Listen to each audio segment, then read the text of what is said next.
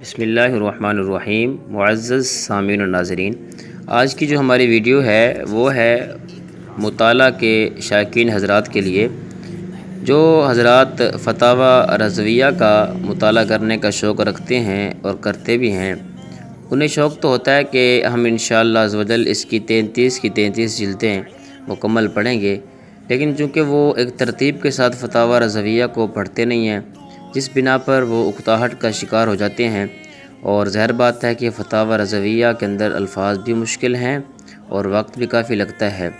تو آج میں آپ کو فتاوی رضویہ پڑھنے کی ایک ترتیب بتاؤں گا، جو کہ مفتی محمد ہاشم خان قادری صاحب دعوت اسلامی والے جو ہیں، انہوں نے اس کی ترتیب ذکر کی ہے کہ اگر اس ترتیب پر فتاوی رضویہ کو پڑھا جائے تو آپ کی طبیعت میں چستی بھی رہے گی اور مستقل مزاجی بھی رہے گی۔ پہلی جو ہے نا، آپ نے ترتیب کیا پڑھنی ہے؟ کتاب العقائد پڑھنا ہے۔ پہلے آپ نے جلد 28، 29 اور 30 پڑھنی ہے۔ دوسرے نمبر پر کتاب الصلاۃ آپ نے پڑھنا ہے، وہ جلد 5، 6، 7، 8۔ پھر تیسرے نمبر پر آپ نے پڑھنا ہے کتاب الجنائز، وہ جلد 9 کے اندر ہے۔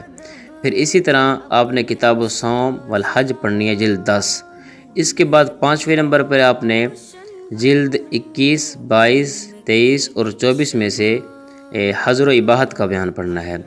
پھر چھٹے نمبر پر آپ نے کتاب السیر پڑھنی ہے، یہ جلد 14 اور 15 بنے گی۔ اسی طرح پھر 7ویں نمبر پر آپ نے آ کے کتاب النکاح والطلاق یہ پڑھنی ہے، یہ جلد 11، 12 اور 13 میں۔ اور 8ویں نمبر پر آپ نے پڑھنی ہے کتاب الوقف، یہ جلد 16 میں۔ اور 9ویں نمبر پر آپ نے پڑھنی ہے معدنیات و طریقت، یہ جلد 25 اور 26 میں ہے۔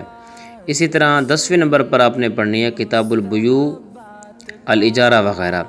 تو اب یہاں پر یہ کس جلد میں ہے؟ یہ 17ویں، 18ویں، 19ویں اور 20ویں جلد میں یہ ہمیں ملے گا۔ 11ویں نمبر پر ہم نے کتاب الطہارات پڑھنی ہے، وہ پہلی، دوسری، تیسری اور چوتھی جلد ہے۔ اور 12ویں نمبر پر فلسفہ اور سائنس پڑھنی ہے، یہ جلد 27 کے اندر ہوگی۔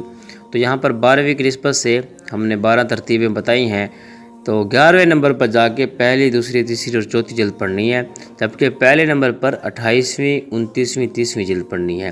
تو اگر آپ اس انداز سے فتاوی رضویہ کو پڑھیں گے تو انشاءاللہ مطالعہ کرنے میں مزہ بھی آئے گا اور مستقل مزاجی بھی رہے گی۔